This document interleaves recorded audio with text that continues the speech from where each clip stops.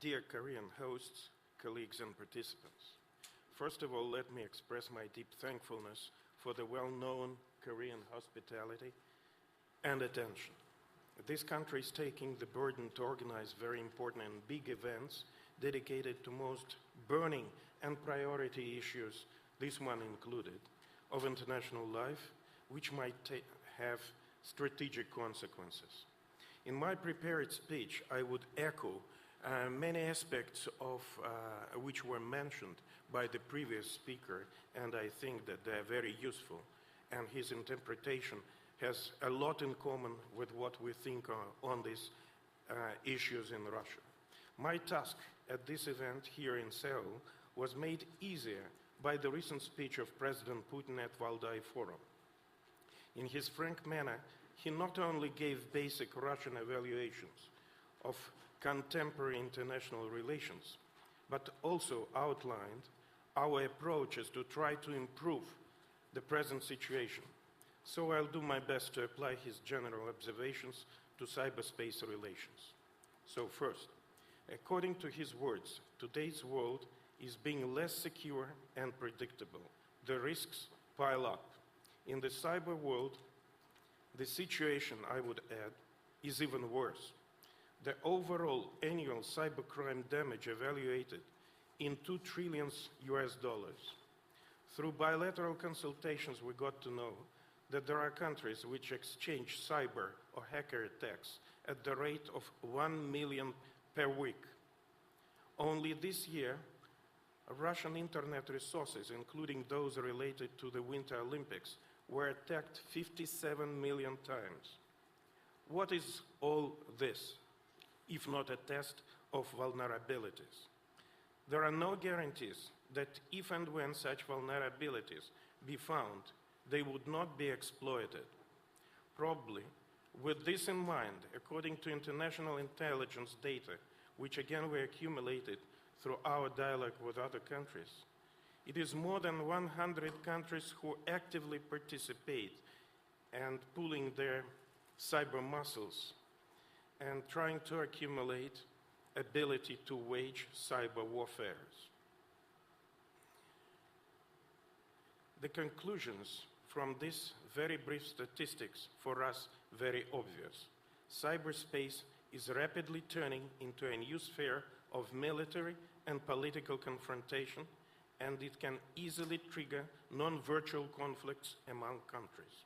Secondly, there are no adequate international mechanisms to settle cyber contradictions and diffuse effectively cyber conflicts. There is no internationally acknowledged system of verification of the source of cyber attacks. The need for such international instrument is becoming more and more urgent. Without it, accusations in the use of ICTs in a wrong way might look like mere propaganda and be non-convincing. Thirdly, established international negotiation mechanisms are slow, and their effectiveness should be brought more in pace with the developments, if not to say the revolution, in the world of ICTs. The situation with the international dialogue on cybersecurity issues is worsened by the policy of political sanctions which curtails such a dialogue. President Putin quoted in his speech Mr. Biden, who said that it took Washington serious efforts to press its European partners to use sanctions against Russia and thus stop or postpone their political contacts with it, including those in information security matters. I would add to it that not only European partners, but from Northeastern Asia as well. My Japanese counterparts quite frankly described to me what a loudspeaker was Secretary Kerry in trying to convince Tokyo to join sanctions and to postpone Russian-Japanese consultations on information security. So he succeeded, but who actually won in this situation? How did such an approach contribute to Japanese, I'm taking Japan only as an example, to Japanese national cybersecurity? We all know that the Northeastern Asia is a huge region and is pregnant with different kinds of conflicts. In this junction, an ostrich-like policy does not help building up national security. Japan is the only country in the region which is not engaged in a direct dialogue with other countries in the region, at least with those whom it might consider as a cyber opponent, hate to say, a threat. Maybe, and I want to make the emphasis on this particular paragraph, maybe it is high time for all of us, countries of the Northeastern Asia, who happen to be at the same time major players on international information space playground, get together and have collective discussions on how we can jointly contribute to the cyber stability in the region, in the Pacific and globally, and maybe this would be also our joint contribution to the inter-Korean dialogue. The fourth element, judging by my own negotiating experience, one of the reasons why the progress in providing adequate guarantees of cyberspace is so little lies in the fact that the international community is still engaged in discussing mostly philosophical issues of global cybersecurity agenda or its periphery aspects. Using a Russian expression, we are still discussing how to construct the bridge across the river or along it. I'll give you only one example of what I actually mean saying all this. 2 years in the UN group of government experts on information security, experts from 15 countries discussed whether international law is applicable to information security or not. Finally, we reached a fantastic compromise. Yes, it is applicable. And this compromise melted the second part into it. That means that if new norms are needed, they should be elaborated. 2 years are well spent.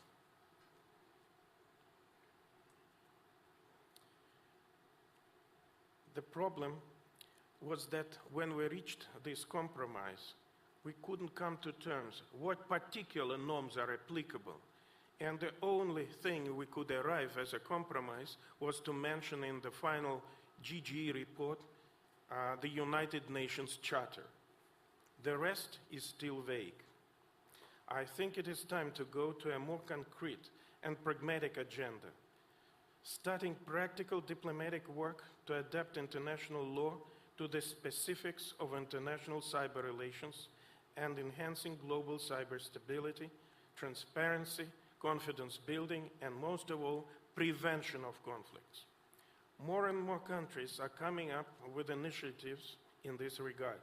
I cannot but remind you of the Shanghai Organization Member States initiative.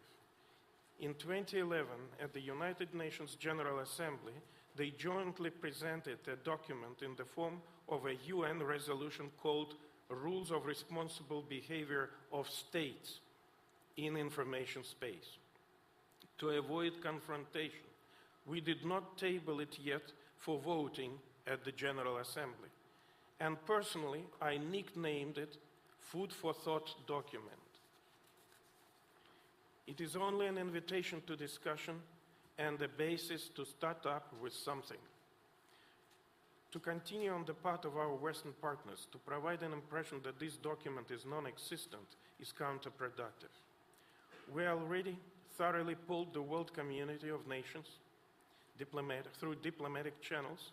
The results are very optimistic, and they challenged us to be more persistent with the document in the future, not only in the United Nations, but at other international forums as well. And finally, probably I wouldn't be taken by the audience as a Russian speaker, truly Russian speaker, if I don't pour some criticism on the United States and on my neighbor on the left from NATO. But actually, it would not be that much about them. It would be about our joint signals that we send to the world community. I have to make certain stipulations here. We try to send these signals, but sometimes we get an opposite effect in return.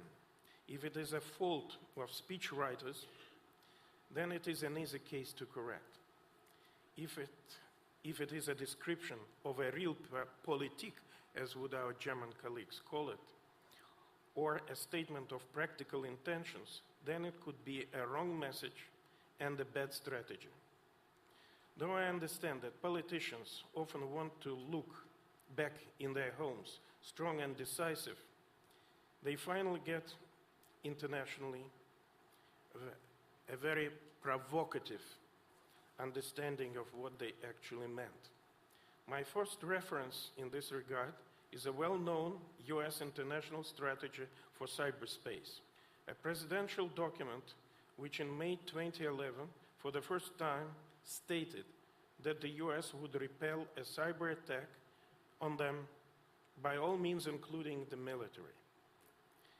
This important political declaration, which I don't criticize, was further added by the British Minister of Defense, who officially proclaimed last autumn the UK intention to build up British offensive cyber capabilities, translating from political English into military Russian. It could be understood as a desire to obtain the first cyber strike ability. And lastly, the recent NATO summit, with all bows, which extended, with certain reservations, Article 5 of the Washington Treaty to cyber conflicts. Cyberspace, as is known, has no geographical boundaries. So should this decision be read as global-scale expansion of NATO's cyber responsibilities? Taken all three together, it becomes a system: militarization of reactions to cyber incidents, accumulating first cyber strike abilities, globalization of cyber ambitions. What kind of signal is that to the rest of the world? What is left for us? To cry in hysteria, to give in, to beg for pardon, or to take retaliatory or reciprocal measures of precaution? In other words, it could be understood as an invitation to new technological arms race with absolutely predictable, from historical point of view, outcome: confrontation and upgrading possibility of direct hostilities. The response to the idea to play cyber muscles on our part is very clear. And here I end up with what I started, quoting from President Putin: "The Russian bear will not blink." But we're absolutely confident that this is wrong Olympics. Cyber weapons are not weapons of deterrence. Unfortunately, they are quite easy to use, and on top of all, they are spread all over the globe. Moscow's choice is to negotiate and come to terms while we are still having time and technological opportunities to achieve that. That is why we value so much the opportunities provided by our Korean hosts, in particular Seoul Defense Dialogue, as a forum to exchange concerns and pave the way to peaceful solutions to regional and global crises. On this optimistic note, I want to recall about the time